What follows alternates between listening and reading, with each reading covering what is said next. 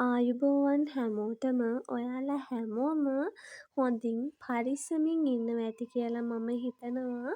අද මම පින්කම් ගෙදරක යන දවසක් මම හිතුවා ඒ ගමන ඔයාලත් එක්ක ෂෙයා කරගන්න.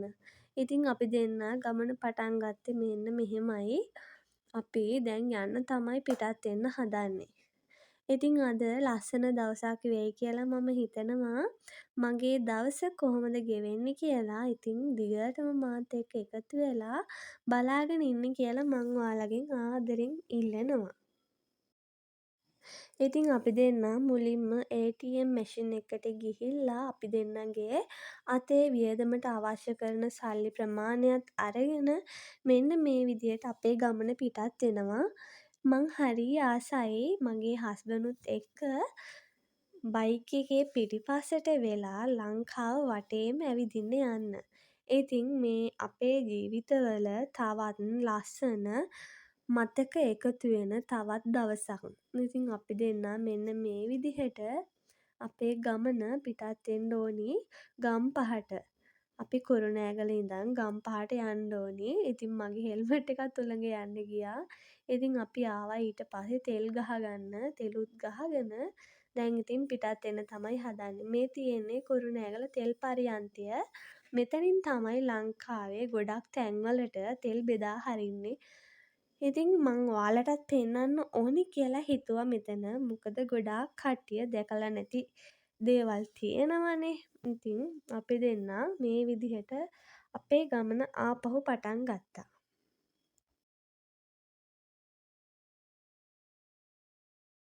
ඉතින් අද කාලගුණය හරිම ලස්සන දවසක් පේනවා නේද අහස.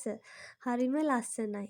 ඉතින් මං කලිනුත් වීඩියෝ එක ඔයාලට මෙතන පෙන්නලා තියෙනවා. මෙතන හරිම ලස්සන මම හරිම ආස කරන තැනක්. මගේ ජීවිතේ ලස්සනම තැන් වලින් ලස්සන මතක තියෙන තැන් වලින් එක තැනක් තමයි මෙතන.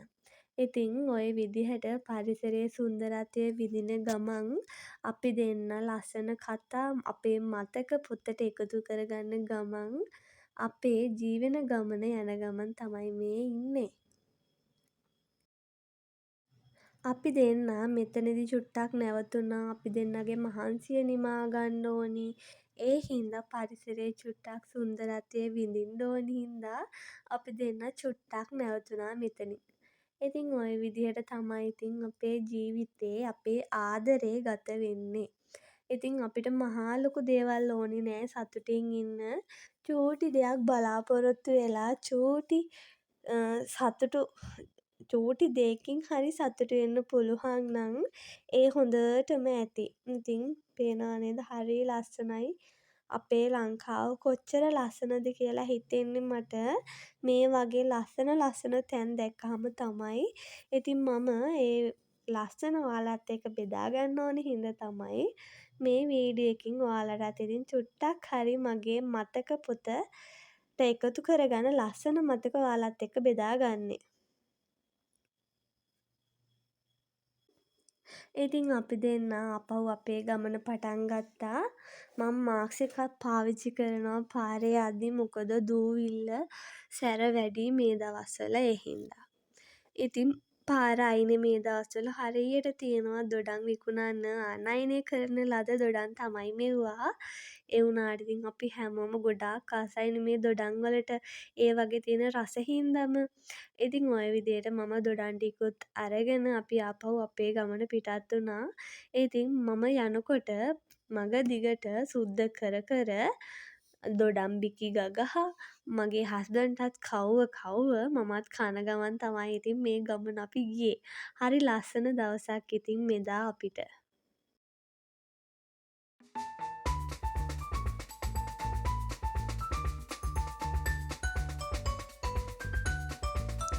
ඉතින් ওই විදියට සල්ලි දීලා අපි අපේ ගමන ආපහු පටන් ගන්න තමයි හදන්නේ. මෙයාලා හරිම හොඳ කට්ටියනේ. හරිම හොඳ මිනිස්සු.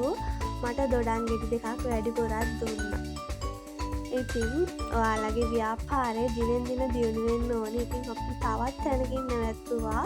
වටලප්පන් තිබ්බා මෙතන. වටලප්පන් කන්න ආසයිනේ අපි කවුරුත්. ඉතින් අපි එතනදිත් නැවතිලා අපි ඒකත් රස බලන්න ඕනි කියලා හිතුවා. ඉතින් හරිම සේෆ්ටි විදිහට අපිට මෙතනදී ඒ කෑම එක ලබා දුන්නා ඒ හිටපු බෝයි. ඉතින් ඒ කෑම එකත් හරිම රසයි.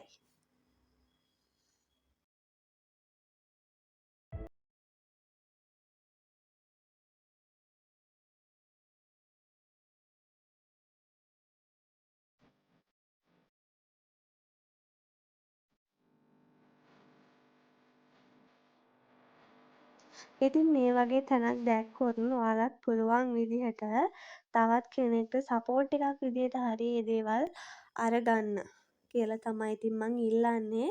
ඉතින් මේ කෑම එක හරිම රසයි. ඉතින් අපේ හස්බන්ඩ් ඉස්සලාම කාලා ඉතින් මටත් කැව්වා. හරිම රසයි ඒ වටලප්පම් එක. හරිම සේෆ්ටි විදිහට තමයි තිබ්බේ. ඉතින් අපි පින්කම් ගෙදරට ආවා. අපේ චූටි පුංචිලේ දිහා තමයි පින්කම තිබ්බේ.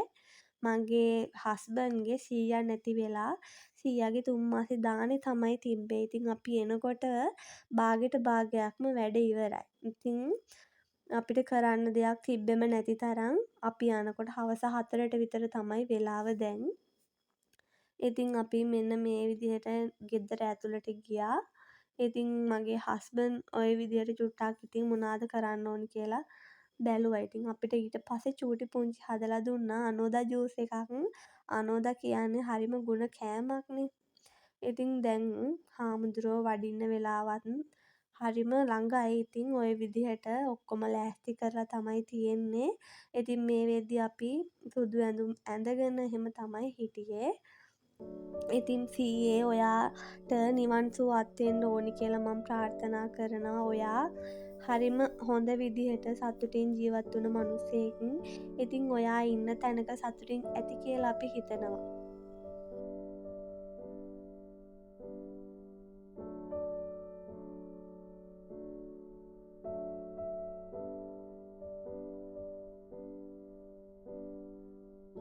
ඉතින් අපේ ලොකු හාමුදුරන් වහන්සේත් වැඩම කරා මේ විදිහට ලොකු හාමුදුරන්ව පිළිගත්තා.